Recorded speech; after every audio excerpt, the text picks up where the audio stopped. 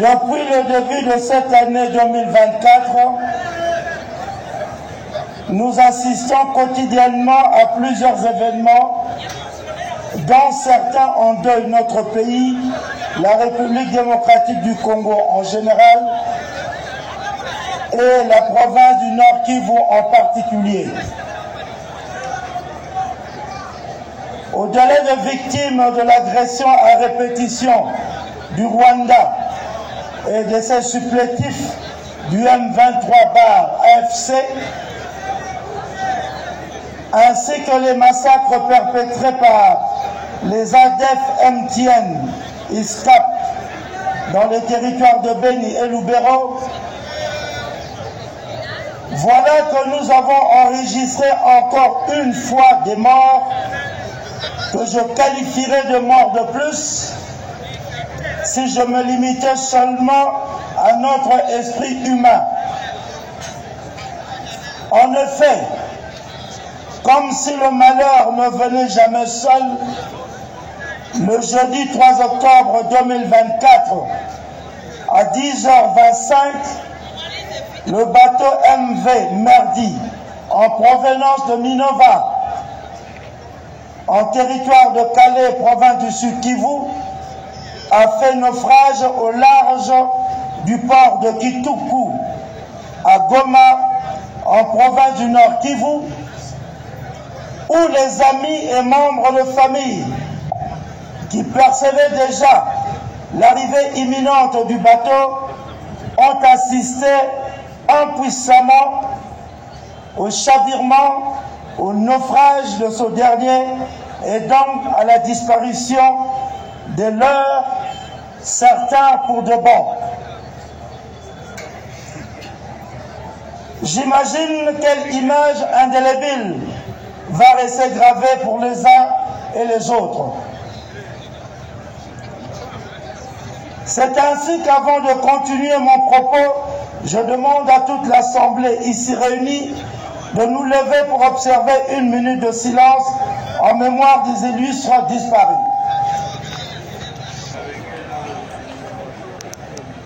Merci. Mesdames et messieurs, distingués invités, aussitôt saisie, une équipe du gouvernement provincial du Nord Kivu, sous ma conduite, s'est rendue sur le lieu du drame à Kituku pour s'assurer de la poursuite des recherches des éventuels survivants, ainsi qu'aux hôpitaux de Kieshero et référence afin de se rendre compte de la prise en charge correcte des rescapés. Des contacts immédiats avec le gouvernement de la province du Sud Kivu en vue d'harmoniser les actions conjointes à mener se sont réalisées. À l'issue de cette évaluation, un communiqué officiel a été publié pour barrer la route aux rumeurs destinées par des personnes, en tout cas pas de bonne foi. Nous sommes des Africains et on ne doit pas se complaire de la mort d'un humain.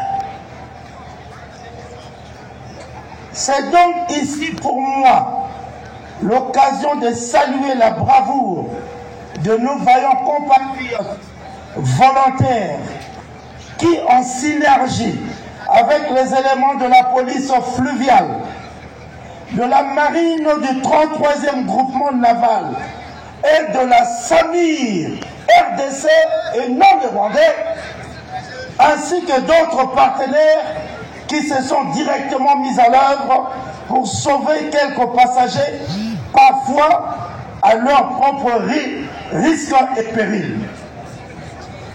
Grand merci, vous êtes des héros. Le gouvernement provincial adresse ses condoléances aux familles des victimes et salue encore une fois la bravoure des FARDC ainsi que toutes celles et tous ceux qui ont permis de secourir et préserver la vie de certains compatriotes. Mesdames et messieurs, distingués invités, pareilles circonstances nous interpellent tous, chacun dans sa sphère de responsabilité, afin de nous interroger davantage sur les mesures de sécurité de nos embarcations, bateaux de commerce et de pêche, ainsi que sur les normes de leur navigabilité. Mais cela constitue une autre phase des enquêtes techniques, administratives et judiciaires afin d'élucider les causes de cet accident malheureux et de prendre des mesures strictes afin qu'un pareil drame ne se reproduise plus.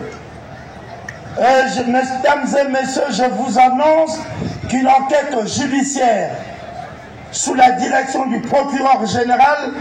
a été déjà ouverte et les premiers éléments d'enquête sont en train de tomber.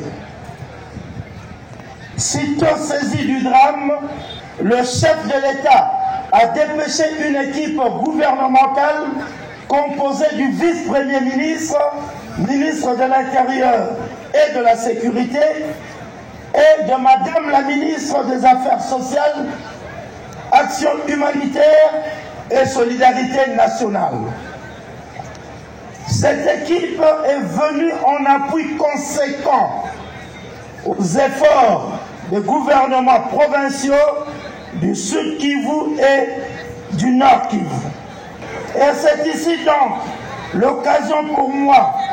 de saluer les efforts de son Excellence Félix Antoine Tshisekedi Tshilombo,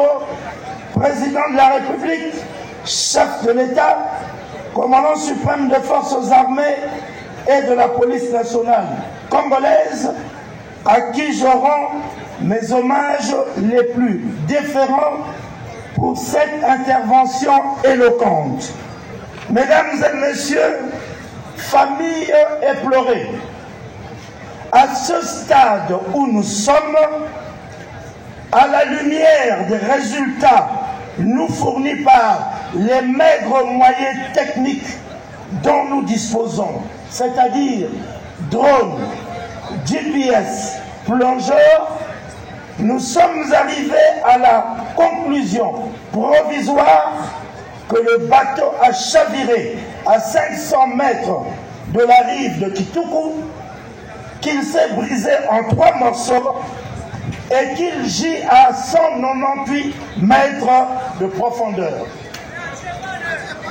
De plus,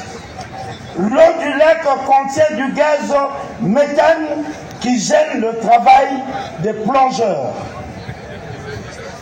Toutefois, quoique les difficultés de sauvetage semblent insurmontables, le chef de l'État, le gouvernement national et le gouvernement provinciaux du Nord Kivu et du Sud Kivu rassurent les familles que tout continue à être mis en œuvre pour solutionner le problème. Que cette occasion constitue donc pour nous tous un moment particulier d'expression de la solidarité nationale, de la reconnaissance des victimes et de leurs souffrances. C'est aussi un moment important d'introspection et d'intercession, mais surtout un moment de prise en conscience